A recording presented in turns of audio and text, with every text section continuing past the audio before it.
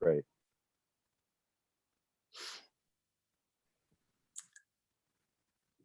I'll wait just a moment for people to come in, and then I'll start.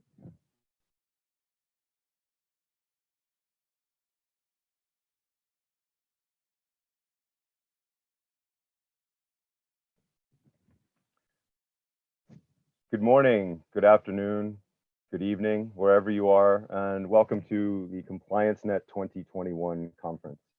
My name is Colin Provost, and I'm an Associate Professor of Public Policy at University College London, and I'm very happy to be one of the conference organizers for this year's ComplianceNet conference.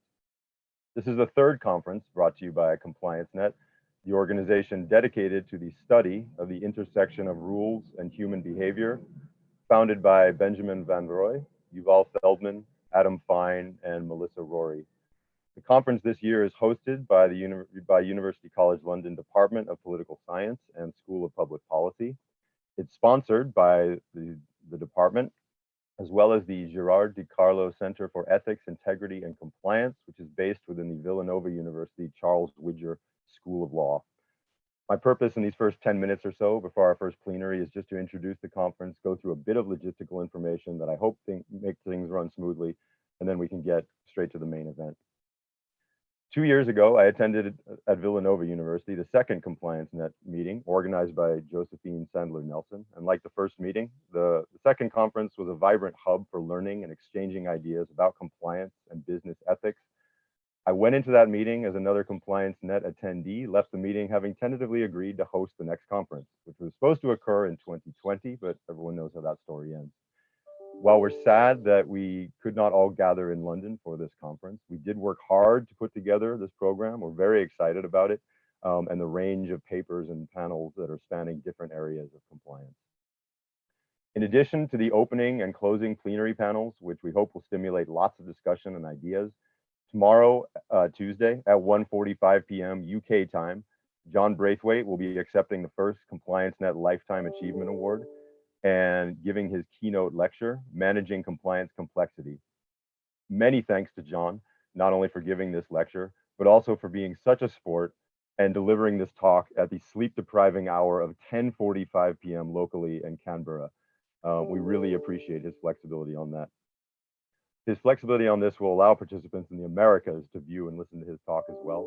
So we're very grateful for that. We also look forward to giving out 2 paper awards at that time, Best Paper by a Senior Scholar and Best Paper by a Junior Scholar, okay? This is my only opportunity to thank people for helping to organize this, so I'm gonna do this very briefly. Thanks to all of you, the participants and the panel chairs who are here with us right now, for continuing to make ComplianceNet a great organization for the study of compliance. Thanks to Jennifer Hudson, my head of department, for her support in getting this meeting to happen. Administratively, many thanks to AJ Patel, Monica Burgess, and especially to Abby Turner, who was instrumental in organizing all the Zoom links and registration issues. Without her, my life would have been considerably more difficult. Thanks to all the ComplianceNet conveners for their inspiration and tireless efforts, especially to Adam Fine for all things website related, Josephine Sandler Nelson for helping to secure the financial support and backing from Villanova and the Gerard DiCarlo Center. Finally, Melissa Rory, who sadly can't be with us right now because she's in the Pacific time zone, offered sage advice when requested, anticipated problems before they occurred, and generally just got stuff done whenever needed. And her assistance in putting this conference together was indispensable. Not everyone can join us for this session, as some are still asleep, as I've already indicated, but our plan is to record this opening plenary panel, as well as the keynote lecture by John Braithwaite and the closing plenary panel of the conference, and put these videos up on the ComplianceNet website. All of you should have access to the program with Zoom links. If you do not, please email me at c.provost@ucl.ac.uk. You've received many emails from me, so I hope you can maybe find one of them and just reply. But if you don't have access, do get in touch, okay? We don't expect any technological failures, but then again, nobody ever expects them. So I've asked each panel chair to have an alternate Zoom link ready in the event of a link failure. So you can all reconvene on a different link if necessary. And I'll then distribute that link to all the participants for those who want to join. Again, this is only in the event of a failure of the original Zoom link. It's just a backup mechanism. So you don't need to worry about it unless anything goes wrong with the original link. okay? In all panels, please remember the conventional rules of staying on mute when you're not speaking, right? You may not have noticed, but our opening plenary panel has the same Zoom link as the opening remarks. So I'd ask all of you just to stay right where you are, and we can segue directly into our opening plenary panel. And as I mentioned before, we're recording the plenary panels, so we'll start recording them now as well. One thing I don't believe it's in my prepared remarks, but it was just worth pointing out, is that the plenary and keynote sections are in webinar format, right? Where we can't really see each speaker, but there'll still be opportunities for everybody to participate. All the other panels are in meeting format, okay? So you'll all be able to see each other and interact in a slightly more intimate fashion, all things considered that it's on Zoom, okay? It's not quite 9:15 in the UK, so I'm going to wait just give a minute or two before I start introducing our speakers. And once I've done that, then we will go ahead and begin. Okay.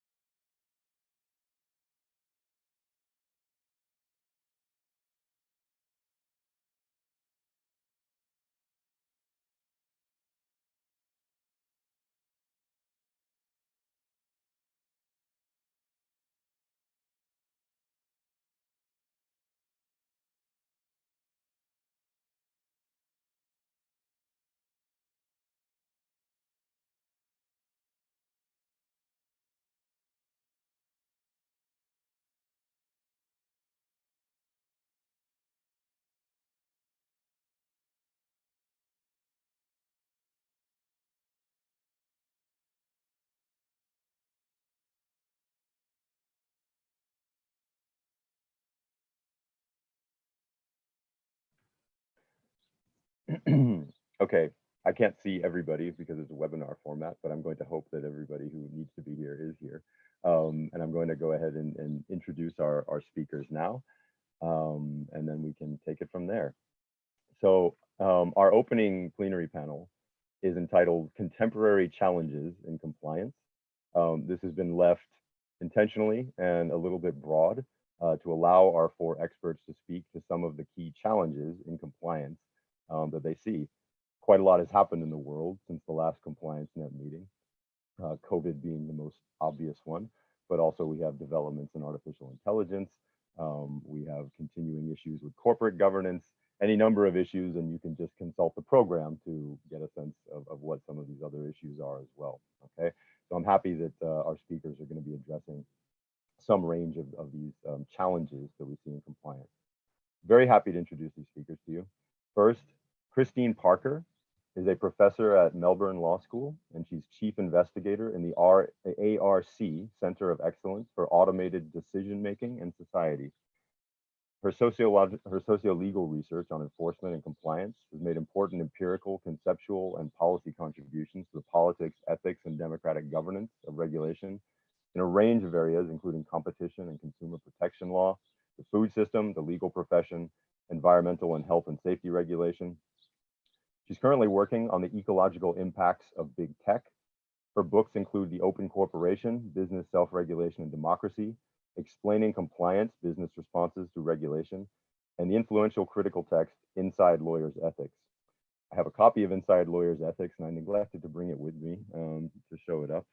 Sadly, sad to say, but it's okay. It's still a wonderful book. Walter Merricks, our second speaker, qualified as a lawyer, was a director of a legal clinic, a legal academic, and a legal journalist before being part of the top team of the Law Society, representing and regulating solicitors here in the UK. As Chief Ombudsman, he set up and led the UK Financial Ombudsman Service. And also in his career, he's chaired or served on the boards of a number of UK regulatory bodies, including those regulating gambling, healthcare professionals, fertility clinics, and news publishers. Third, Judith van Erp is Professor of Regulatory Governance and Director at the Utrecht School of Governance. Her research focuses on regulatory enforcement and corporate crime. Specifically, much of her research focuses on corporate reputation and the uses and effects of naming and shaming organizations. She's currently an advisor to the Dutch Minister of Finance on external supervision, which is the subject of her discussion today. And she's also done research for the Dutch Ministry of Justice and Safety, the Health Inspectorate, the Competition Authority, and the Gambling Authority. She's also a member of the Royal Dutch Academy of Sciences and a member of the Netherlands Board on Research Integrity. Sir John Gieve, finally, served as Permanent Secretary of the Home Office between 2001 and 2005 here in the UK, before then becoming Deputy Governor of the Bank of England and serving there from 2006 until 2009. Truly an interesting time to be setting monetary policy. Currently, he's the chairman of Nesta, an NGO in the UK, and an independent director of Vocalink, a payment systems company. He's also a visiting professor in the UCL Department of Political Science. A warm welcome to all of you. Christine will speak first, followed by Walter, Judith, and John, each for about 15 minutes. I will try to let each of you know when 15 minutes is up, so that you know when to start wrapping up. And of course, if everybody else who's paying attention could stay on mute, that would be most appreciated. Christine, if you're here, you should be able to share your screen and begin. Great, I am here. Everything working? I am going to share some slides in a moment because I find it helps me to concentrate when I'm an audience. But first, I just want to say thank you, Colin, and let me first take the opportunity on behalf of all of us to thank you and the organising committee for all the work you've done to organise this event and to have done so twice, once for 2020 in London and to have risen from the ashes for 2021 online. It is much appreciated. As is our custom in Australia, I wish to start my remarks by acknowledging the country on which I live and work. I'm speaking to you from Melbourne, Naarm, the unceded land of the Wurundjeri people of the Kulin Nation. First Nations care of this country endured for tens of thousands of years as seas rose and fell and climates changed, and it continues to this day. So I pay my respect to Aboriginal and Torres Strait Island elders, past, present and emerging, and I also extend my respect to any other First Nations people who might be present today. Okay, so in my 15 minutes of ComplianceNet glory, I am, there we go, that should be right, shouldn't it? I will argue that the chief achievement of business compliance scholarship to date has been to expand our understanding of compliance from a technocratic instrumental rule-by-rule calculation to a complex network of civic responsibilities exemplified by Ayres and Braithwaite's responsive regulation. However, all business activity and indeed human development now face the existential challenge of socio-ecological disruption, driven to a large degree by profit-oriented commercial activity. So I think this is a major failure of what I will call ecological compliance, and one that urgently demands further development in policy and scholarship. And in making this provocation, I'm going to draw on my chapter in the recently published Cambridge Handbook of Compliance, edited by Ben Van Roy and Danny Sokol, one of the marvellous outputs of this network and to which many here have made important contributions. And I'm also drawing on ongoing work with Fiona Haynes on the concept of compliance scholarship. So let me start with a brief tour of the history of regulatory compliance scholarship, as I see it anyway. The dominant liberal conception of regulations sees business impact on the social and natural worlds as a series of individual externalities. It suggests the need for a series of rules to fix market failures one issue at a time through instrumental regulation designed to intrude as discreetly and narrowly as possible into business activity. In this conception, business compliance is a cost to the economy. It's factored into regulatory cost-benefit analysis on the negative side, an impediment to the business of doing business, in Milton Friedman's words. This paints proponents of regulation and compliance into a corner in which they must either argue that compliance is important enough in this instance to justify harsh sanctions to force out bad actors, or to concede that actually the problem is not so bad and businesses can be trusted to self-regulate with guidance and support from regulatory agencies, and indeed often significant financial subsidies and moral support from the state. In responsive regulation, Ian Ayres and John Braithwaite took this standoff between strict regulation and self-regulation as their starting point. Near the beginning of their book, they say there's a long history of barren disputation between those who think that corporations will comply with the law only when confronted with tough sanctions, and those who believe that gentle persuasion works in securing business compliance. They proposed a principled way to transcend the standoff, and I'm going to be the first person to show a pyramid at this conference, with the famous pyramid, in which government should be responsive to the conduct of those they seek to regulate in deciding whether a more or less interventionist or punitive response is needed. Responsive regulation theory expanded our understanding of compliance by showing that individuals and firms can have multiple motivations for compliance. Calculative motivations based on self-interest, as instrumental regulation assumes, but also social motivations to be respected and approved by others, and normative motivations, a sense of moral duty to comply with the rules that are seen as procedurally or substantively just. As Valerie Braithwaite argued, the challenge for responsive regulators was therefore to deal with wrongdoing while nurturing consent and commitment. That is, responsive regulation is just as much about responsive compliance as it is about responsive regulation. It saw businesses as capable of doing more than business, of being responsible citizens through their embeddedness in networks of social, political, and economic actors who could and would encourage and sometimes force beyond compliance, virtue, and responsibility.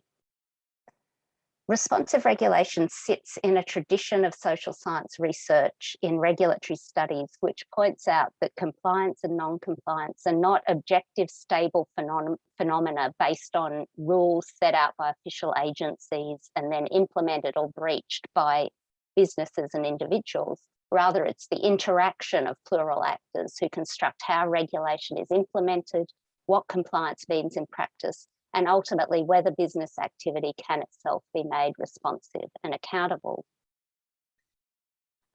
Theories like Neil Gunningham's smart regulation suggest that business and civil society actors can construct second and third faces to the regulatory pyramid apart from government action. Or to say the same thing from a different point of view, that business firms might be forced to comply with not only the conditions of their legal license to operate, but also with social and economic licenses to operate. And for a shameless plug, my own idea of the meta-regulation of the open corporation sought to demonstrate what responsive compliance might look like from the inside out for large business corporations. But the problem, of course, is power. Much as we might hope for this idealistic vision of responsive regulation and responsive compliance, we must still contend with the politics of what is seen as legitimate policy action in the real world. That reality in the Western world, at least, is that generally only markets are seen as legitimate constraints on business, and government action to constrain business is defined as authoritarian and to be used only rarely. As COVID times have demonstrated, the situation with respect to individuals is rather different, but I'm focusing on businesses for now. We've also seen the hollowing out of the institutions of civil society and of radical social entrepreneurialism that were necessary to create social change and hold both business and government accountable. As Naomi Klein has observed, it's a tragic irony, a case of epic bad timing, that fundamentalist belief in the superiority of markets and individualized consumer sovereignty dominated at precisely the time when the world became aware of the catastrophic threat of anthropically created climate chaos. It's not just the existential threat of climate crisis with which the inhabitants of planet Earth must now contend. but a multiple, interconnected and cascading set of looming ecological and social crises. The planetary boundaries, which I'm showing there, is one conceptualization of how human activity is dangerously disrupting the way in which Earth systems operate. According to this model, dire threats to the social, political, and economic conditions of human life include climate disruption, as we know, biodiversity loss, the disruption of the global nitrogen and phosphorus cycles, and the accumulation of plastics and other novel human-made materials in places where they really shouldn't be, particularly the ocean. This ecological disruption is already further entrenching pre-existing social and economic inequalities.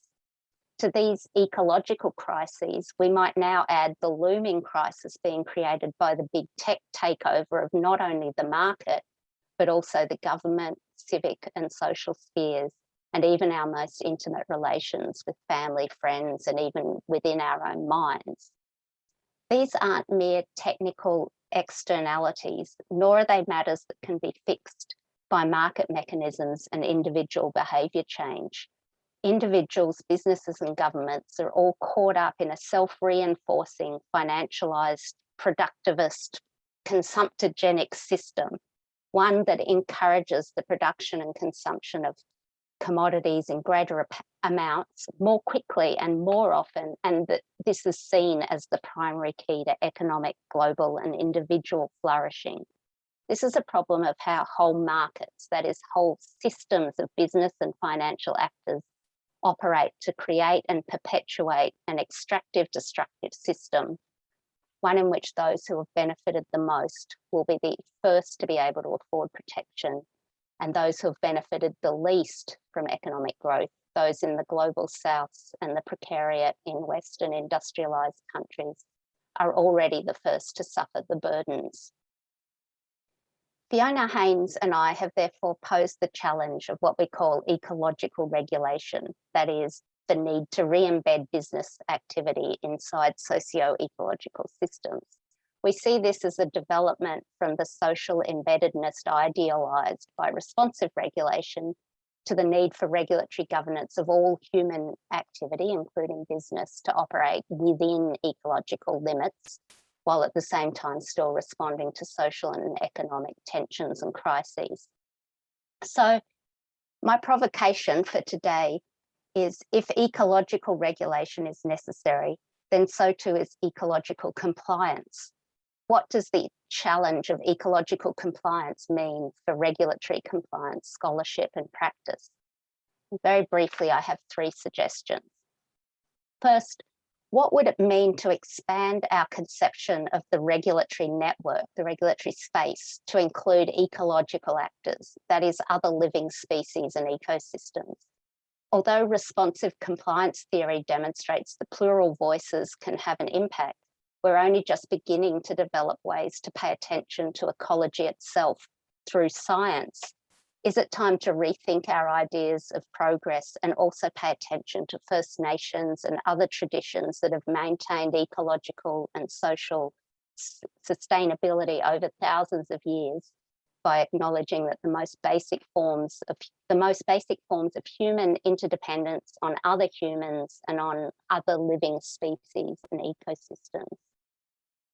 Second, what would it mean to turn our analytic lens to not just how individual businesses comply with individual rules in individual domains, but how whole markets respond to whole networks or ecosystems of regulation?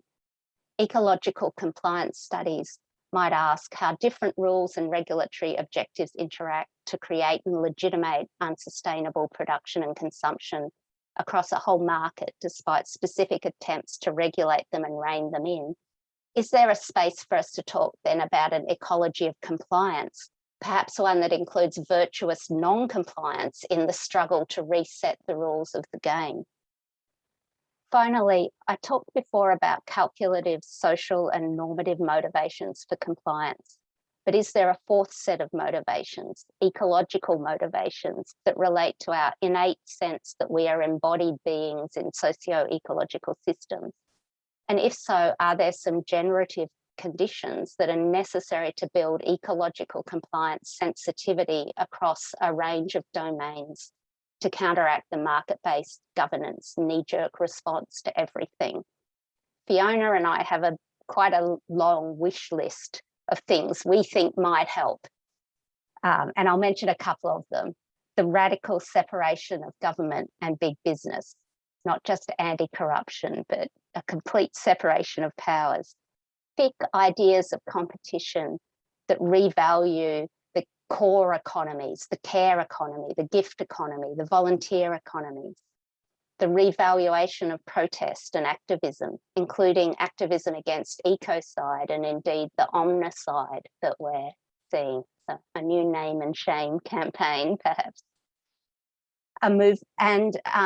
Importantly, a movement for social support of humans as a basic human right, something that might look like the universal basic income. And finally, as one of the progenitors of compliance studies, Christopher Stone suggested appropriate legal recognition of trees and animals and river systems and so on. So in November 2019, a collaboration of 12 scientists published their warning of a climate emergency, which was endorsed by another 11,000 scientists from 153 countries. They announced the climate crisis has arrived and is accelerating faster than we expected and is more severe than anticipated. It threatens natural ecosystems and the fate of humanity, the scientists warned. How then will compliance scholarship respond? Thank you.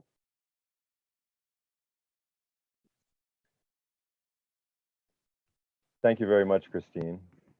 That was fantastic. You gave us an awful lot to think about from a broad perspective. Okay, we'll move now to Walter Merricks. Walter, I don't believe you need to share your screen, if I recall, so I'll hand it over to you. Well, thank you very much indeed, Colin, and thank you, Christine, for that fascinating discourse on ecological regulation and how we might move in that direction. As Colin mentioned, I had the experience of working in or alongside a number of UK regulatory bodies, and I want to centre most of my thoughts on the relationship between regulators and government. One might expect that there would be a discernible overall UK governance and architectural regulatory policy. But if there ever was one, it can be overlaid rather rapidly and suddenly by a mixture of politics and fashion. The UK government, like many others, delegates its powers to specialist regulatory bodies, large and small. Mostly the regulators are established by statute, and although Parliament has therefore provided for them to be established, the regulators don't account or report directly to Parliament. The legislation gives them powers to operate, and ministers mostly appoint non-executive board members and sometimes chief executives. And the regulators carry out their day-to-day functions independently of ministers. In general terms, generic terms, they're often thought of as coming within a classification as arm's length bodies, arm's length between ministers and the regulators. But in my experience, that while ministers don't normally want to take responsibility for most individual regulatory decisions, and wouldn't want to, they do have an interest in policy issues. But of course, sometimes these two are inseparable. Sometimes policy lines of regulatory decisions have to be governed or initiated through a policy. And ministers can be impatient to get their hands more directly on issues that have been devolved to a regulator. And the distance, rather than being at arm's length, is sometimes more like a quick hand grab away. Last year, for instance, a full-scale chaotic row between the education minister and the qualifications regulator developed over the marking and assessment of school examinations affected by the pandemic. The chief executive resigned, and she was followed not long after by the chair. Once an issue becomes of public and media interest, ministers feel they have to act, either applying behind the scenes pressure or openly intervening. 3 years ago, the parole board for England took a decision in private, well within the guidelines, its own guidelines, to release a man convicted of a string of notorious sexual offences. The Justice Minister called on the chair and asked him for a meeting, the first time he'd ever had a meeting, and told him he had to resign, telling him that his position had become untenable. Afterwards, it emerged that the chair had been pressing for the kind of powers for the board to be able to act more transparently that the minister seemed to have wanted. The transparency reforms, of course, soon followed, with powers for ministers to send cases back for reconsideration, which the current minister has just done in another high-profile release decision, alleging that the decision was irrational. Well, quite what the board is going to do, faced with this request from the minister and a ministerial view that the decision was irrational, we shall have to wait and see. But how are arm's length regulators supposed to feel following such bruising incidents? How independent should they expect to be? How should they expect that performing public functions can inevitably bring with it controversy if media storms blow up? How does that affect morale amongst board members and staff, let alone organizational effectiveness? Weberian theory of the ideal bureaucratic impersonal environment doesn't allow for emotional upset amongst public servants. But of course, that's not real life. The boards and staff of regulatory bodies do and should develop loyalty to their institutions. And of course, they devote emotional investment in the value of the work they do. Now, I'm not a student of institutional culture, and I rather wish I was, but regulators perhaps have to accept that they are subsidiary bodies, and ministers have the ultimate power to obtain legislative change to abolish a regulator or to reform the regulatory framework. A number of regulators got caught up in a government initiative 9 years ago to reduce the number of arm's length bodies. And I'll just give you a bit of an experience of mine. I'd recently been appointed as chair of a new body to handle disciplinary complaints in all the healthcare professions, bringing together all those functions. And I'd recruited a board and board members and staff, all full of enthusiasm for the new project, which we believe would bring about major public benefits. The proposals preceding this reform had been subject to extensive consultation over a number of years. But then, when this new initiative about cutting the number of ALBs suddenly was announced, ministers then tried to outdo each other in the number of ALBs they could cut, and mine was an easy victim. In healthcare policy terms, it made no sense at all. And now the dust has settled, talk of centralizing disciplinary adjudication has begun to reappear. Interestingly, it took the government nearly 3 years to abolish us. And in the meantime, we had to remain in a kind of hibernation until the deed could be done. So I have the unique experience of having chaired a public body that did nothing for nearly 3 years, except, of course, preparing and presenting our annual reports and accounts to Parliament in both English and Welsh. I don't recall that anyone apologized to us or appreciated what we'd done. I then went on to the board of the Gambling Commission. And after serving 6 challenging years, my term came to an end. And I did actually toy with the idea of sending to the minister a draft of a letter of thanks, suggesting that his office must have overlooked reminding him to send me one. The normal civilities expected in other walks of life are just not in the civil service or the ministerial mindset. Move on to some changing fashions in regulation. Well, most professional services regulators started life as self-regulatory professional institutions, combining professional representation and disciplinary functions. The advantages of self-regulation as opposed to statutory regulation are well known. The profession has a built-in incentive to remove embarrassing miscreants from membership of the club and is happy to carry the cost of this. It knows how misbehavior can arise and is best placed to judge it. 20 or 30 years ago, prevailing wisdom changed. Professions were potentially conspiracies against the laity. Combining reputational promotion and disciplinary responsibility posed an unacceptable conflict of interest. So reforms to split up these functions came about. In my profession, as a solicitor, the Law Society is now just the representative body or trade union, while the newly formed Solicitors Regulation Authority does the disciplinary job, and inevitably the two are doomed to squabble. But enter a new fashion for the oversight regulator. This has been pioneered originally in financial services in the field of investment regulation, with a Securities and Investments Board overseeing a number of specialist self-regulatory organizations.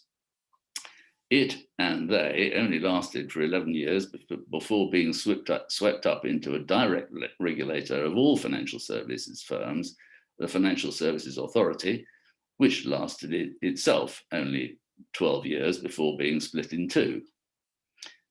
Now, the Legal Services Board that oversees the work of the SRA, that's the Solicitors Regulation Authority, and more than 6 legal professional regulators.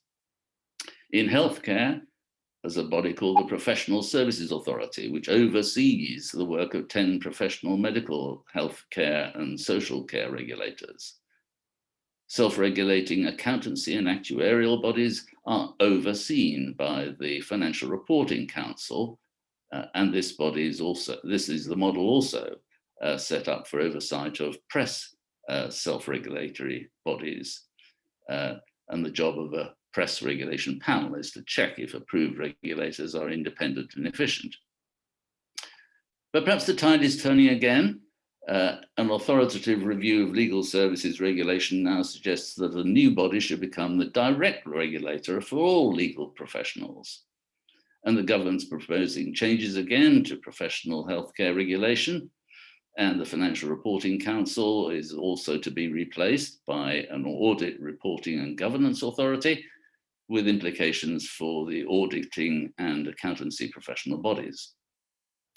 And only a month ago, thinking back to my previous point, the government plans taking direct charge of England's National Health Service, dismantling a system that was deliberately designed by a previous Conservative health minister 10 years ago to insulate the NHS from direct ministerial control. Those reforms he intended to be as permanent as he could make them, believing that, quotes, never again, in the words of a famous commentary, would the NHS need to undergo a big structural change. And if this wasn't enough, 2 weeks ago, the government set out plans for yet another review of arm's length bodies, 9 years after the last one, quotes, to be underpinned by clear performance metrics and rigorous governance and sponsorship standards, which to me sounds just like more intrusion and control grabbing. Culture and size. Let me look back to my time in the financial services industry. It could be said to be the nearest thing to be a cartel. The products offered to consumers all look the same, and there's no copyright in financial products. So the industry tends to feel there's safety in numbers, in being part of the herd. In the mid-2000s, banks making consumer loans noticed that they could pressurize borrowers to buy insurance that would cover their repayments if they fell ill or lost their jobs. PPI, or payment protection insurance, had been around before, but during this period, they cranked up the margin and the profitability. It was later found that PPI generated excess profits, representing a return on equity of 490%, and also sold the product to millions of people for whom it was totally unsuitable. Not surprisingly, a huge burden fell on the Ombudsman Service, which I was then managing, to handle consumer complaints, and I was pressing the FSA, the regulator, to take action, as this was obviously an industry-wide problem. All the banks were at it and found comfort in being in it all together. They felt they had little to fear. I remember a conversation with a senior official at a major bank. I told him that he must surely know this was a toxic product, a consumer ripoff, and surely his bank should stop selling it. We can't stop alone, he said, because our competitors would carry on and we would lose out. The regulator should step in and stop us all. He didn't like it when I compared this to the gang of burglars protesting that their burglary would stop if only the police would intervene. It took 9 months before the FSA summoned up courage to do so. Another recollection points to the question of whether the FSA was just too big to be effective. At FOS, we had to work closely with the FSA, and I remember a point where we just needed to get a quick decision on a relatively minor matter. And I asked when we might expect to hear. We were staggered by the reply. We would definitely have a decision in precisely 46 days. Our FSA contact would work out exactly how long it would take to get through the hierarchy. Even brilliant and committed regulatory officials can be defeated by the ponderous size and scope of the creature within which they operate. And although the reason given for splitting the FSA in two 8 years ago was to separate the functions of conduct regulation and prudential regulation, a side benefit was that each of the two bodies were of more manageable size. But I doubt that size was the deciding factor. More likely it was politics. The FSA had been a Labour construct, and the new Conservative government wanted a change, and almost any change would do. Another story, the HFEA, the Human Fertilization and Embryology Authority, of which I was a member of the board, is a small body regulating a small sector of fertility clinics.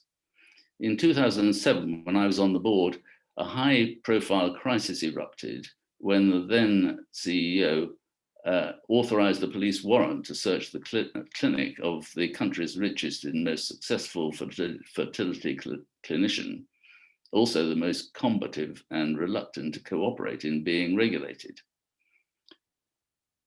A BBC team filmed the raid, which didn't help. As a consequence, the CEO left, the chair resigned, staff work came to a standstill, and other board members threatened to resign. And on top of this, a daily barrage of freedom of information requests and new legal challenges exhausted our legal officer, and about £10 million worth of legal claims were launched that would have potentially bankrupted the authority.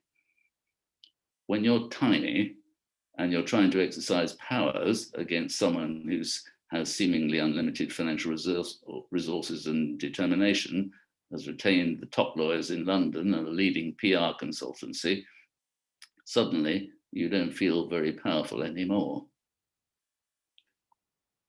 And back into my time in the financial services, the faculty of actuaries was a very small representative and regulatory body. In the 1990s, UK insurance companies, together with banks, had encouraged millions of house purchasers to take out long-term interest-only mortgage loans, together with investment contracts designed but not guaranteed to repay the loans at the end of the term. And it became apparent that the investment contracts promoted by the insurers would not repay the loans, and each insurance company, of course, has a chief actuary who would have signed off these investment contracts. It occurred to me that a case could have been made that the actuaries had been negligent, but it was quite obvious that the idea that the actuarial faculty could have taken investigatory action against every UK insurance company was simply unthinkable. My question then is whether the relationships between government and regulators are becoming strained to the point where fewer people of quality will want to join a regulatory board if they're going to be treated with such thoughtlessness. The civil service needs better and more authoritative governance, a better and more authoritative governance manual from which officials can draw precedents and lessons in order to advise ministers on how to construct new regulators or to reform existing ones, or at least to behave in a civil manner towards bodies designed to be independent and the people who are invited to work in them. Thank you very much. Thank you very much, Walter. That was very interesting, if not slightly depressing. But I think that many of your remarks provide a good foundational segue for Judith, who I think is going to touch on some similar issues. So Judith, I'll go over to you now. Thank you, Colin, and indeed some parallels here from a different jurisdiction, the Netherlands. But let me first start by thanking the ComplianceNet conveners and especially the conference organizers, Colin and your team there for bringing us together in this unexpected way. I can't say it is as we had imagined it 2 years ago in Villanova, and I hope we'll meet in person again in the future. But for now, I'm very much looking forward to this conference and exchanging with everybody in this setting. So I'm going to share my screen. Let me see if this works.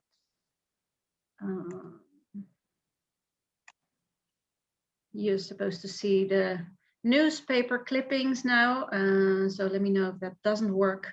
It does. So most of you have probably seen at some point in the news this spring the fall of the Dutch cabinet earlier this year over the childcare benefits scandal, and this caused severe political damage for Prime Minister Mark Rutte, even though he was re-elected with a majority of votes. And the affair basically entails that the Dutch tax agency, who administers social benefits, designated thousands of parents as committing fraud with childcare benefits. And they then executed a ruthless reclaim policy, which left parents with large debts, sometimes tens of thousands of euros. And for thousands of parents, this created immense financial problems. They lost their jobs, they got stress, physical problems, mental health problems. Many parents lost their houses, couldn't pay the mortgage. Couples went through divorces. Parents lost custody over their children. One parent committed suicide and many more considered or even attempted it. A parliamentary inquiry in this case has concluded that the parents had experienced unprecedented injustice. Yet the paradox is that this injustice was in fact legal. The problems arose because the law was implemented. And in executing the law, the tax agency offended laws itself and compromised the rule of law. So even though this might be a national scandal, from a small country, I realize, I do think that this affair invites us to think critically about compliance, what it means, and the tensions that it encompasses. And I thought it would be interesting, as one of the contributions to start off this conference, to highlight some implications of this affair for compliance research, and especially for the relation between states and citizens when it concerns compliance. So indeed, some parallels with the previous presentation. And I will start by giving a brief introduction of the affair, and then move on to relevant insights for compliance scholarship. Now, around 600,000 households in the Netherlands receive childcare benefits. It's available for high and low income. I received it myself when my children were in childcare. But for low income families with several children, it can run into thousands of euros per month. And the Dutch tax agency administers the benefits laws. And in the Netherlands, social benefits are pre-financed. So you get the money first, and then if your income changes, it will be reclaimed. You have to repay what you received in excess. So changes in employment, changes in income, changes in family circumstances, these changes happen all the time. 80% of benefits are changed during the year. So this is a system really prone to administrative errors. The situation is in fact such that it's more difficult to comply than to make mistakes. And I deliberately avoid the word offense here, let alone fraud. So mistakes. And nevertheless, between 2014 and 2019, a policy was introduced that in case parents made such mistakes, the entire allowance of a whole year, and often also of the previous year or years, was reclaimed. So tens of thousands of euros for individual families. This was an all or nothing approach, and it was later characterized in an inquiry as a witch hunt, treating minor mistakes as fraud. So no pyramid here. The law did not contain any discretion, no hardship clause. There was no possibility to grant an exception. And this policy by the tax agency was authorized by the Council of State, the highest administrative court, in a number of court cases filed by parents and lawyers. And on top of that, the tax agency used an algorithmic risk selection system that targeted parents as potentially fraudulent based on discriminatory elements such as the dual nationality. So parents from migrant backgrounds were more likely to be criminalized. And to feed the algorithm, the agency used data for which is what was later fined for violating the GDPR. So as I said, the tax reclaims were legal. Technically, parents were non-compliant. But as compliance researchers, we are used to approach the idea of intentional and conscious non-compliance with a healthy dose of skepticism. We separate motivation from situational environment. And I already said this was an environment prone to administrative errors. But this was not a problem of a law that made, as we often say, good people do bad things because they were brought in an environment conducive to unethical behavior. This was an environment that made it hardly possible to comply. And as Yuval Feldman writes, the law should help people comply, the law of good people. These families were not doing anything wrong except from having fluctuations in their income. As investigation reports concluded, the problem was the too legalistic, excessive enforcement under pressure of a political climate that had a zero tolerance attitude towards benefits abuse. I now come to the implications for compliance research slowly. So in the uncompromising approach by the tax agency, we recognize that compliance risk assessment is not a technical issue. It contains deep political choices, often obscured behind risk selection systems and algorithms, increasingly automated decision-making and black boxes.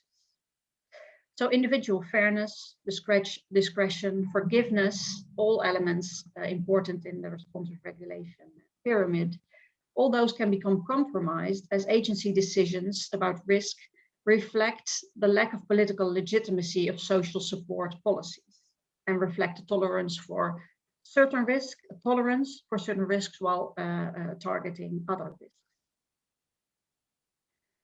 So in the Netherlands, this zero tolerance attitude towards social benefits abuse stemmed from anti-fraud sentiments in society fed by media reports a few years before 2014 about fraudulent Bulgarians.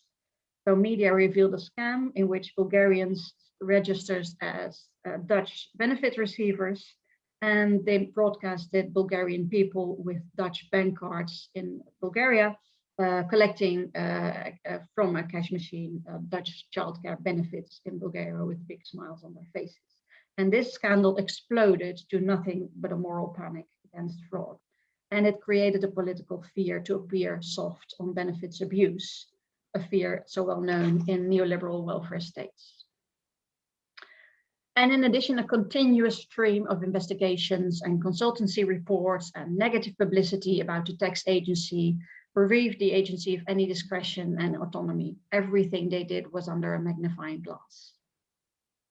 So this political climate translated into the tax agency. An anti-fraud unit was created, in the benefits department with the business case design. They were funded by their earnings from fraud recoveries. They had targets to reclaim as much as possible.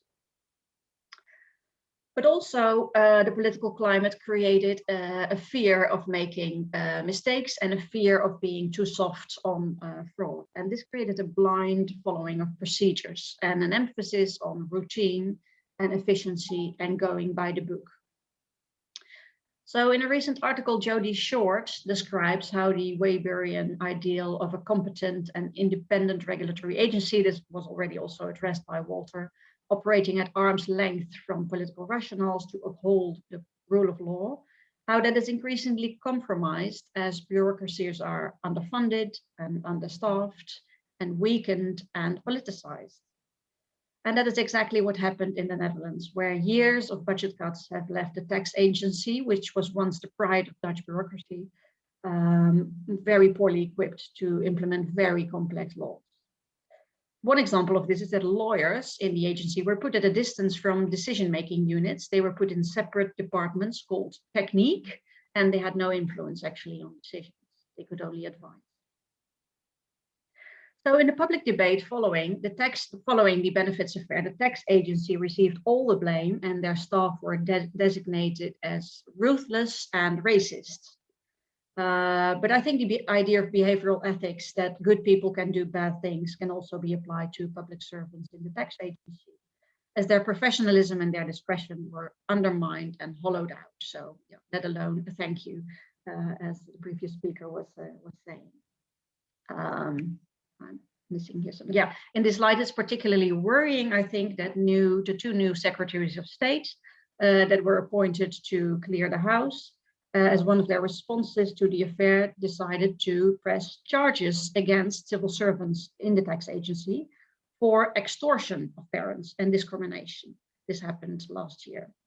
And this has done deep damage to the trust of the executive of civil servants in their political leadership. But the largest damage, aside from that to the parents, is to democracy. In the political scandal following the affair, the government replied with freedom of information requests, with transparency like this. These were the files that were sent to media, but also to Parliament. Ombudsman reports, one report with a very clear title, "No Power Play but Fair Play," were all ignored. And there were also active attempts from cabinet members to talk sense into critical members of Parliament. Motivational postures of Dutch citizens changed from being fairly committed to paying taxes to disengagement and hostility towards the state in general, not only the tax agency, the state that's now seen as the enemy of ordinary citizens. So it's not for nothing that Valerie Braithwaite chose as a title for her book about motivational postures, Taxing Democracy. Tax compliance and tax enforcement are in the end a question of democracy, even more than behavior.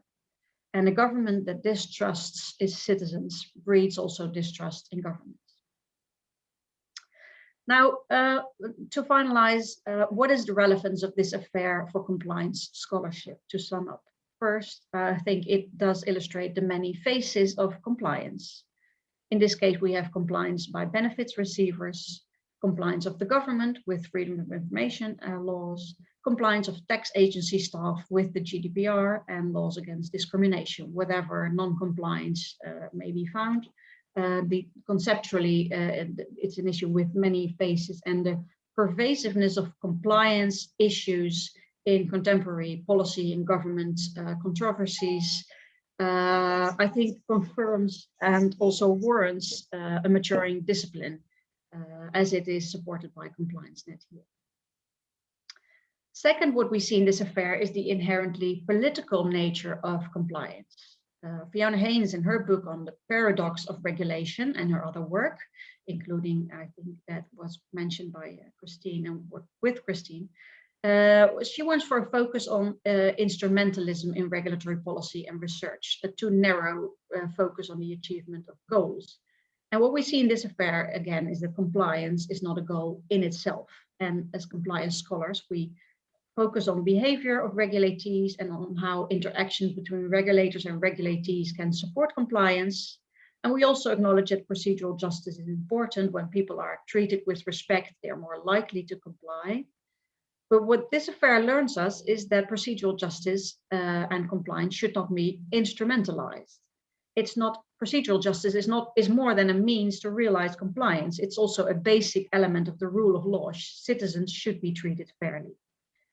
So the law and implementation by bureaucratic agencies is not only a situational environment for behavior by regulatees, it's more than context. It constructs what compliance is and means and how the state and citizens relate. So we should not start our research by taking compliance as a given. It's not only about explaining individual behavior, it's also about democracy and the rule of law. And compliance and enforcement can have fundamental consequences for trust in government, with political and social consequences stretching far beyond the individual law that is active. Well, a third lesson, but that was already mentioned by Walter, is that compliance requires competent and funded regulatory agencies. I don't have much to add there, but administrative capacity, expertise, and discretion at the front line obviously is important to realize real compliance, including tolerance for some non-compliance, maybe in the spirit of the regulatory pyramid. But as my last point, I wanted to point out that this affair has also invited self-reflection within the compliance profession in the Netherlands, including academia. So administrative courts, state attorney, legislators, tax lawyers, including academic tax lawyers and also administrative lawyers, none of them raised a critical voice in this affair while it was taking place. They displayed a collective blind spot or maybe even concerted ignorance of problems of lower income citizens. And after the affair, the Dutch Council of State initiated a program of reflection into the lessons learned out of the way it had formed their legal judgment in the child benefits affair, but also extended that to other areas characterized by harsh laws, a limited room for exception and stringent enforcement. And similar reflections are now being carried out by media, and even Mark Rutte himself has announced that he would take time to reflect. I think it took one weekend. It's important, I think, that our scholarly knowledge on compliance feeds into those discussions to design more realistic policy, but it also invites us, I think, to develop scholarly agendas that critically reflect on whether compliance as it is defined in the law and defined by regulators is not the problem rather than the desired outcome. Thank you. Thank you very much, Judith. That was a very informative case study. Thanks very much for that. Okay, and finally on to John Gieve. Well, good morning, and thanks, Colin. A very fascinating case study, which has had exact parallels in Britain. We also had introduced a system of tax credits in place of benefits, which involved moving from a weekly system to an annual system and led to major changes in what people received. And that caused a tremendous row here, although not the resignation of the government.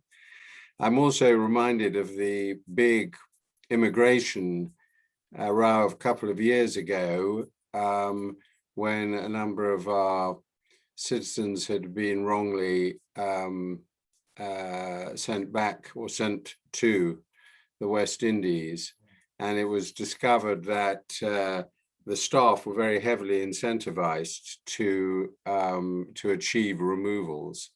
And again, this had developed over several years, and it took a long time before people realized how the system had become distorted.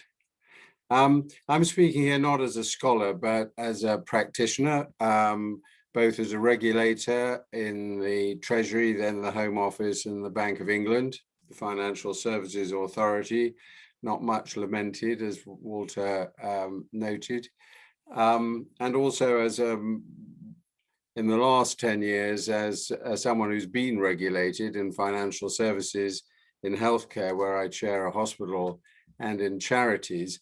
And of course, in the last year, as a citizen whose private and social life has been controlled in an unprecedented way. And I hope someone's going to draw the lessons from that episode, which has been extraordinary, and where I think there's been a very interesting case of the experts thinking that compliance would be a major problem, but in fact people have turned out to be much more compliant than they expected, apart from ministers, obviously. All of that shows that regulations are a coat of many colors, and all generalizations are likely to be wrong, except this one. What I thought I'd do was to reflect a bit on the changing political position of economic regulation over the last 15 years in the United Kingdom. I hope it's got some echoes elsewhere in the world. Part of this is, as Walter's pointed out, a question of political fashion and the political pressures to make radical reforms in response to hard cases, which leads to endless tinkering with the organization of regulation. But I think there are also some deeper changes afoot. And it seemed to me that 15 years ago in 2006, that was probably the high point, certainly in Britain, of the reputation and power of independent expert regulators in the economy. We had come rather late to the party in establishing independent central bank to control interest rates. Like the Fed in Washington, it was run by a world-renowned economist, academic economist. We had an independent market regulator in the Financial Services Authority, run by a chair, chief executive and board with a deep experience of the industry. We had a competition authority and a host of powerful economic regulators introduced to promote competition and prevent monopolistic behavior on behalf of the big infrastructure industries.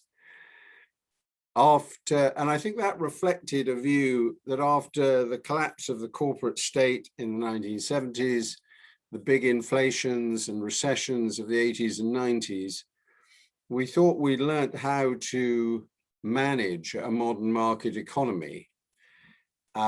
We should have an independent central bank, which would maintain broad stability and low inflation. We would have independent expert regulators who would control monopoly practices and mitigate market failures. And tax and spending policy would deal with the balance between incentivizing enterprise, but maintaining some degree of equity. So we thought we'd cracked that. And I want to pick out three features of that regime. One was a belief that competitive markets were the best route to future prosperity and productivity, and that global free trade and investment should be cultivated and promoted, not least by the agreement of common standards across internationally, and particularly obviously in Europe through the single market. The second underlying principle was that market failures could be contained by regulation, by independent experts. And thirdly, I think picking up a point Christine made, there was a view that regulation and regulation remits should be segmented so that you created specific instruments to deal with certain well-defined purposes. And the creation in the UK and in other countries of an independent central bank which concentrated on the macro management of the economy and inflation through using interest rates was separated from the regulator, the Financial Services Authority, who was going to look at the resilience and behavior of individual companies. All that, that was 2006 when I joined the Bank of England at the end of a period which had come to be called the Great Stability.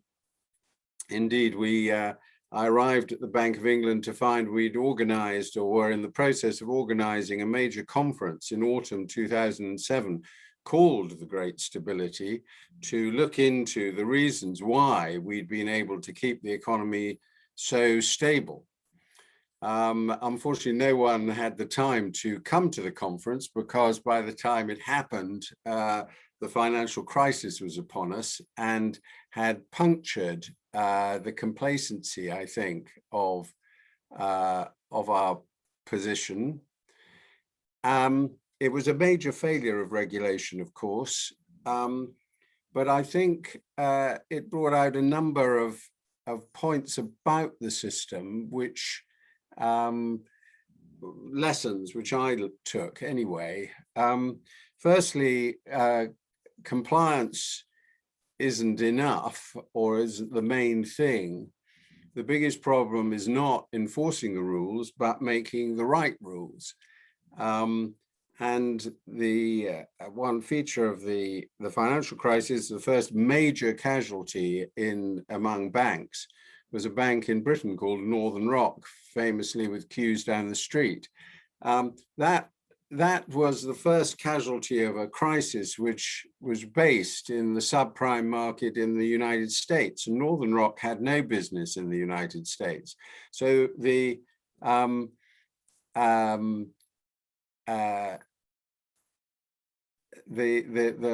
irony was that Northern Rock went bust just 3 months after the regulator had agreed with it lower capital and liquidity limits, following the application of some rules which had been agreed over a decade of discussions internationally and nationally between the industry and regulators. And I suppose the second element to this was the danger of groupthink, or if you like, convergence between regulators and regulated about what was appropriate and what was appropriate responsible conduct. We read a lot about regulatory capture of regulators suborned by the markets, but in this case, neither side understood the new dangers emerging as a result, essentially, of the digital economy and the emergence of derivative markets, which it enabled, and the risks that brought to the overall financial system. Perhaps my third lesson was in that segmentation of policy doesn't work for system-wide issues. In that case, the separation of the bank, the independent bank, and the independent regulator meant that controls on the quantity of credit were taken by a different body from the body influencing the price of credit, and that didn't in the end make sense. And interdependence and coordination of policy were required, both in solving or in dealing with the problem, but also in preventing it. And finally, of course, global problems require global solutions. The Northern Rock was an example of how dealing with the problem at a national level failed to pick up some of the consequences. At the same time, of course, we've had other developments, notably the emergence of the huge platform giants, which has led people to worry less about the correction of observed market failures and more about anticipating and shaping new markets before they're established. So that's now 10, 12 years ago. Where do we stand today?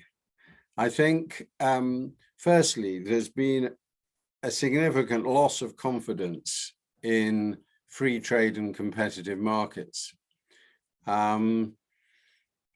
This has partly been a response directly to the financial crisis, partly to the renewed rivalry between China and America, partly to worries about cybersecurity as a new field of international conflict, partly a lesson to the pandemic and the difficulties of sharing vaccines equitably across international boundaries. All those factors have led governments, certainly our government, to be less willing to leave the market to decide on where funds should be invested and who should control which industries.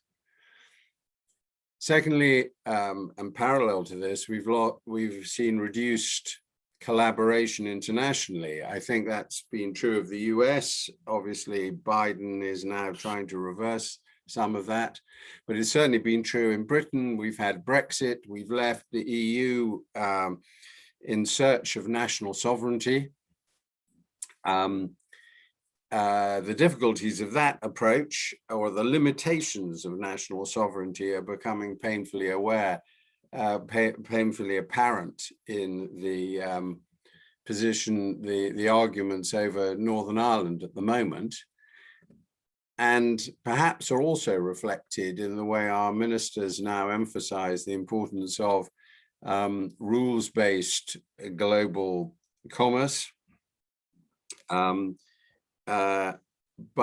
nonetheless, in principle, we're in favor of a global Britain, but in practice, we have been reducing cooperation. Thirdly, I think we've gone a long way to recognize the interdependence of policy in practice, if not in legislation. Walter talked about the tendency for ministers to interfere when things hit the headlines, and that's definitely a factor and always has been. But I think there's also intellectually been a recognition that the biggest problems we face, climate change, of course, being the biggest of all, but even economic regulation in a more limited way, require the coordination of different instruments of policy, and therefore the position of regulators as kings in their own province has less intellectual support than it used to have.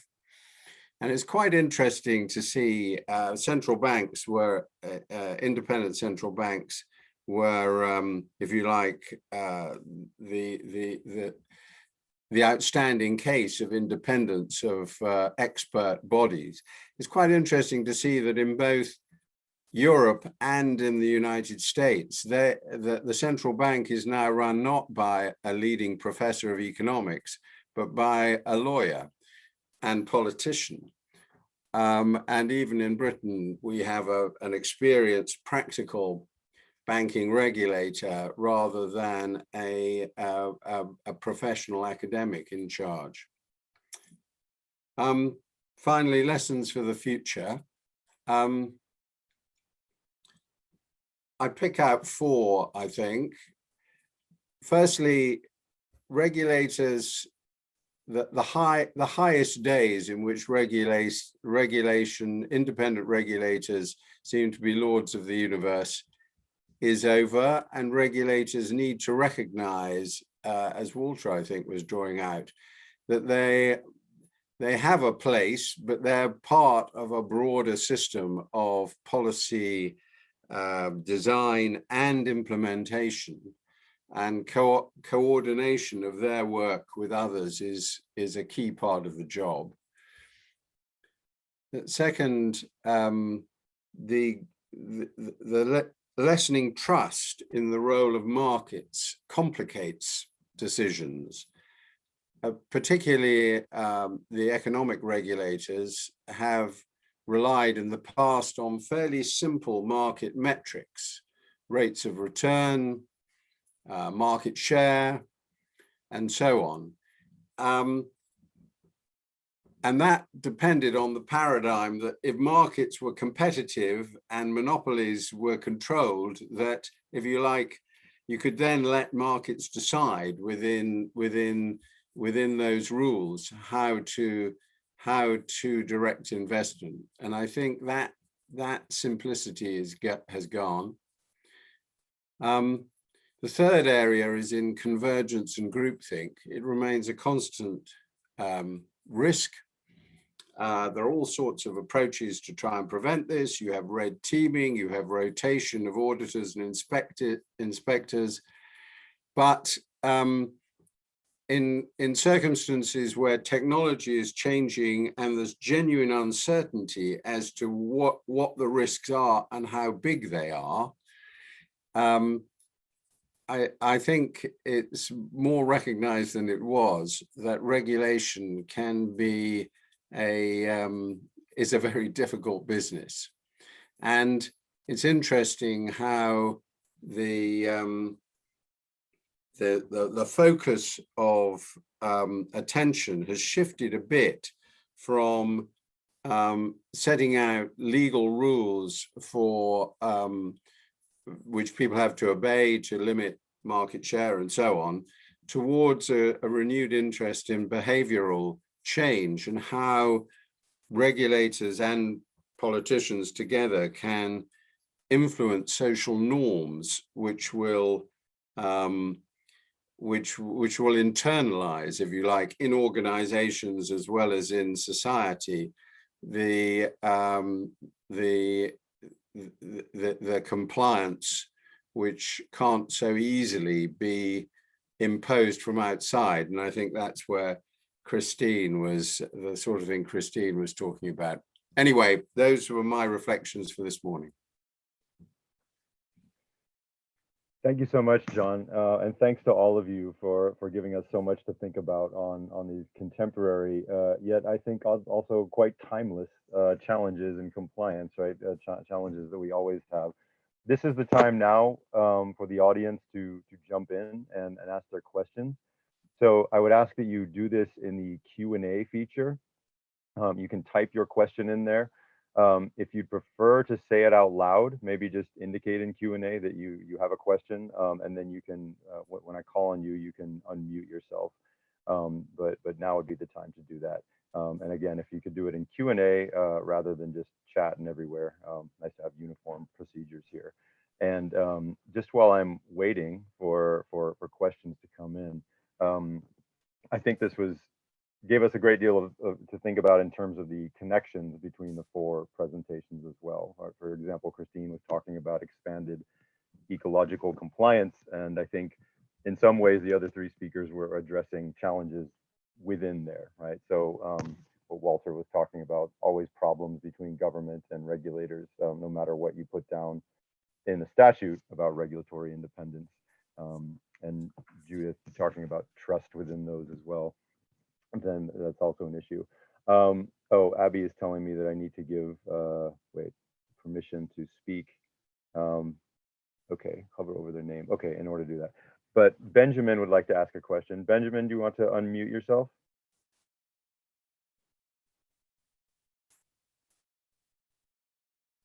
Oh wait, hold on. I think this is where I have to hover over them.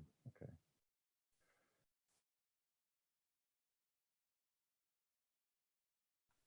Okay, now you can, Benjamin. Sorry. Hi, everybody. Welcome. And I want to thank you all for your great speeches. It's been a wonderful start to the conference. I have a question actually for all panelists to reflect upon. When I was listening to the presentations, at times I was wondering, are we talking about compliance or are we talking about the whole system of regulation? So I wanted everybody who wishes to reflect on this. For instance, ecological compliance, it seems that some of the things that Christine mentioned actually are really about the overall design of the regulatory system, whether it's the government part or the governance part or the much broader part. So I was wondering, where do we actually see the word compliance as being distinct, or do we just see it as the same? I have this question at the start of the conference, also realizing that with ComplianceNet, we try to set up something that focuses on compliance. Of course, compliance has so many different definitions and approaches. But I was wondering, in light of all presentations this morning, how do you see that compliance in of itself is a distinct aspect that we look at, or do you just see it as just a different way to also talk about regulation more broadly?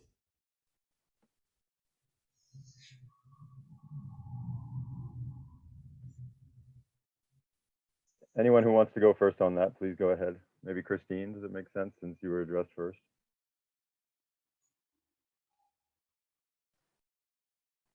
That's a very hard question, Ben. I don't know. I was wondering about that myself as I was writing, because I've been thinking about regulation, and then I was like writing, well, I need to be writing about compliance. And I think originally I had this,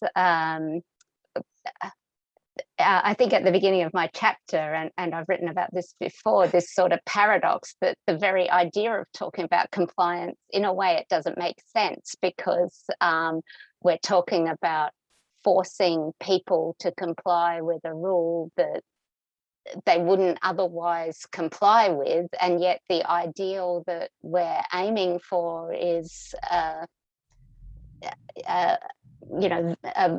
to use an ethical term, a sort of virtuous community in which we all have a role in learning how to live together in a cooperative way.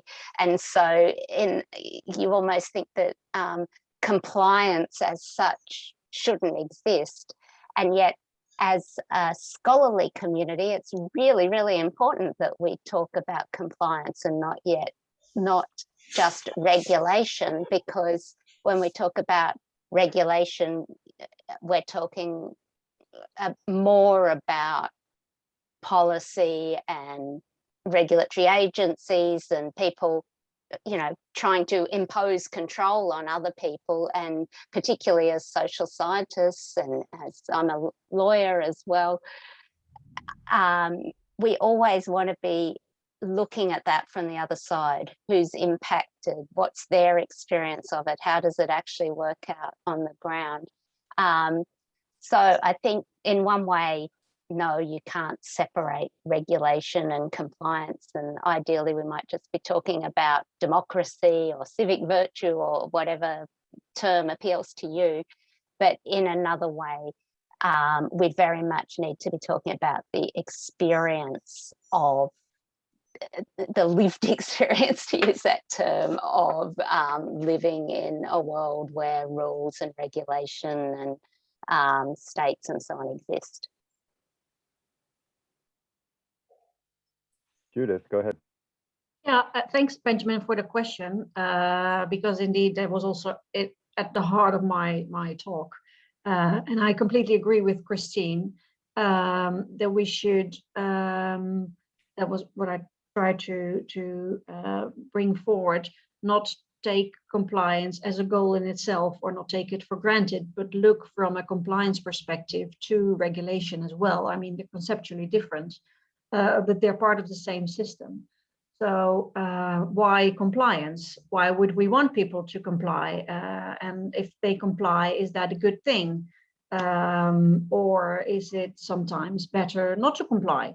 For example, in the ecological systems, if companies comply to the rules that are set, maybe the problem becomes a lot bigger than when they would do more, or maybe even try to invent new solutions that are better for the environment, but maybe not compliant in a rule-based system. So yes, a critical reflection from what we know as compliance scholars to regulatory systems is, I think, necessary. And that reflection, in my view, should go beyond this is a law that is impossible to follow or that sets difficult circumstances. So beyond the situational awareness that the design of rules matters, to the critical reflection on the rules as such and what they mean for relations between states and citizens or organizations and members of those organizations. I think just a couple of thoughts. I was talking about regulation and compliance as connected, and compliance goes with enforcement, although the pyramid shows it needn't start with enforcement or shouldn't start with enforcement. I think we had I thought one development over decades really has been the realization that where you're trying to change social behavior, making clear rules with a regulator to enforce them is not necessarily the most effective way forward. And creating a sense of social responsibility and getting people to take responsibility for their own actions can be just as effective. And perhaps using a very minor but socially very important in the city's development over those years has been pooper scooping in parks, dog owners and so on. Now, when that was introduced, it was very much introduced as a set of bylaws with inspectors and threat of criminal sanctions. I haven't seen an inspector or anybody being sanctioned for the last 10 years, but the dog owning community have taken responsibility to enforce this as part of the norms of owning a dog. And it's an extraordinary example of how, if you like, an enforcement compliance approach has been superseded by a more voluntary, if you like, embedded social norm approach. And I think more recently, we've seen the same in relation to COVID and the lockdowns. Initially, there was a lot of talk about the police enforcing these penalties. And famously, one of our, Dominic Cummings, called for draconian penalties to make people, except him, of course, obey the rules. In practice, it hasn't really been like that. This has worked when it has worked, by calling on a sense of social responsibility and self-policing. And there have been very few cases, very few prosecutions involved altogether. So interesting examples of how you change behavior, if you like. Just add some thoughts about this, because I've often wondered, particularly in fields where I've been working, where there's been sort of large-scale non-compliance, but a small minority of as it were, good actors have stayed within the rules and have and a reflection on how did they feel when they were faced with what they thought was an inactive regulator that was failing to come down on those who were miscreants.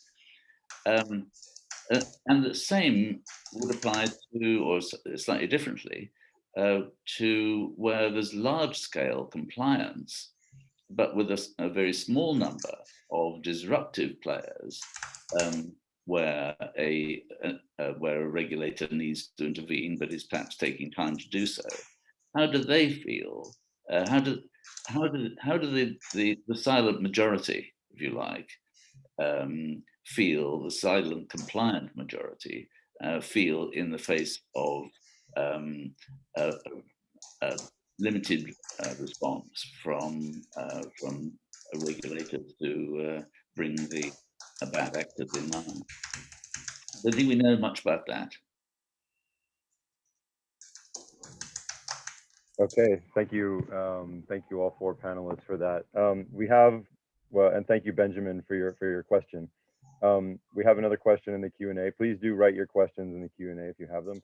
We have a question from Kafir Manor, who asked specifically, Christine, if you could highlight the key elements of effective self-regulation, and does this refer to corporate compliance programs? So you could maybe zero in on some area for that. Yeah, and actually it'd be interesting to hear from some of the other panelists. I did a lot of work on corporate compliance programs for a long time, trying to prove if and when they worked or didn't work. And I think this will come up again, maybe even in the closing plenary for this conference. And in the end, I think I threw up my hands in despair and decided it was too hard to actually empirically study these phenomena to really come to any conclusion or any definitive statement.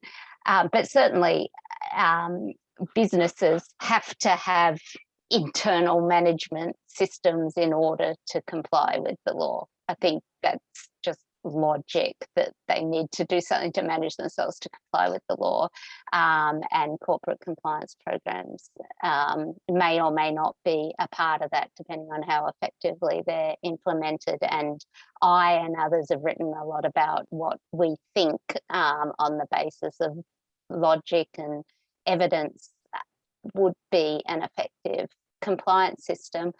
But my view is that there is no such thing as effective pure self-regulation. None of us are an island unto ourselves who self-regulate ourselves to be perfect. I think the whole point of the series and this ecological conception is that we are all interdependent with each other. Whether you're talking about being a baby and you have to be brought up by your parents or your family and the village and so on, or whether you're talking about a platform, an Amazon who depends on the workers and the energy and the cables across the Pacific so that I can click and buy something and it'll magically appear. I actually don't buy anything on Amazon myself, but I believe others do. So in my book, and I think in other works, self-regulation is open self-regulation. It is being responsive and reflexive and accountable to appropriate government regulation and social and environmental accountability.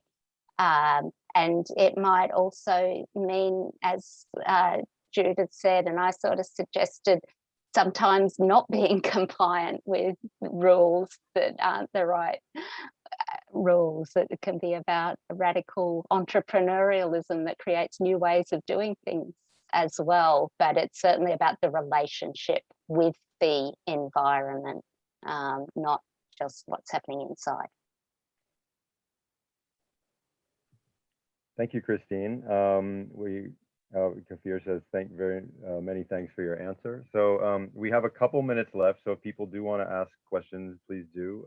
I have a quick question for John, which could be for other people if they want to jump in as well. But so John, you talked about groupthink, which you and I talked about a lot many years ago, especially with the financial crisis. And it seems that there have been new and maybe sinister opportunities for groupthink. We've seen a number of corporate governance failures over the last several years with Theranos and Wirecard and Greensill here in the UK, which partly seem to arise from people being dazzled by new opportunities and inventions in tech and new sorts of business opportunities, which almost provide some sort of curtain for fraud that goes on underneath, right? Or something to that effect, right? We've got a few examples like that. I was just wondering what you think of I suppose how groupthink has evolved in that way, or how maybe it's gotten worse and contributed to some of these problems.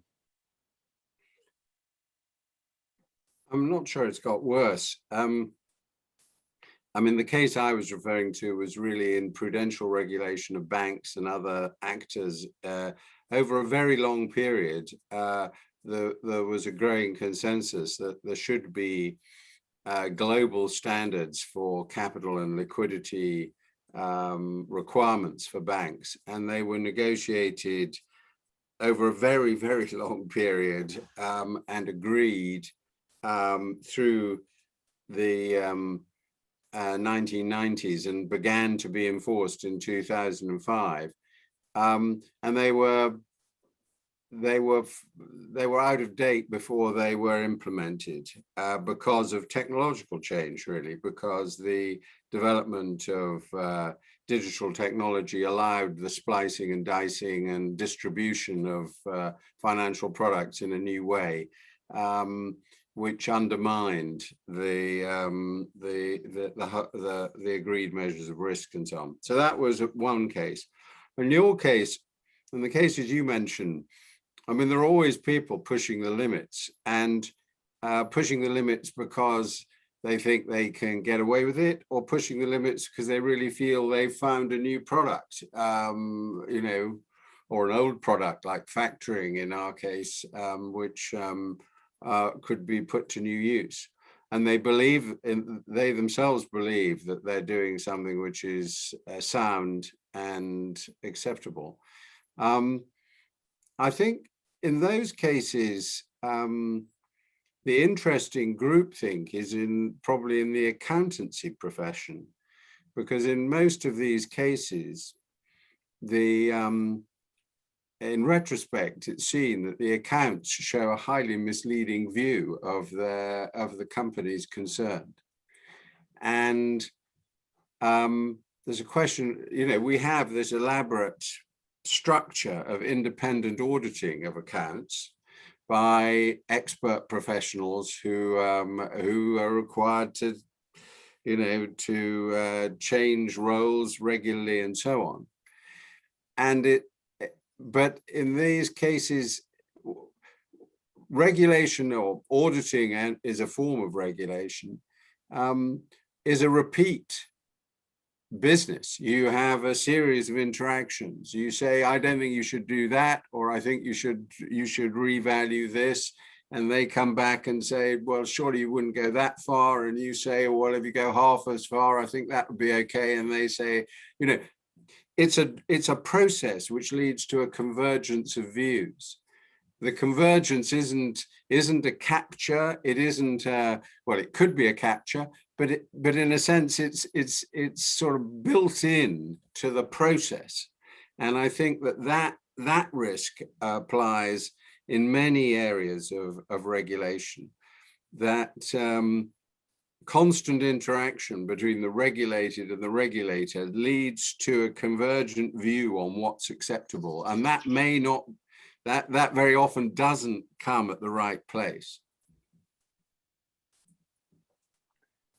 Okay, thank you very much. I'm gonna go ahead and end it there, because the next set of panels begins in 10 minutes. So now's a good opportunity to go get tea, coffee, or whatever it is. So thank you, audience, for being here and for your questions. Thank you so much to Christine Parker, to Walter Merricks, to Judith van Erp, and John Gieve for being on this panel, and for getting us started in the right direction. So thank you again. I look forward to seeing some of you at the next panels. Okay, thank you.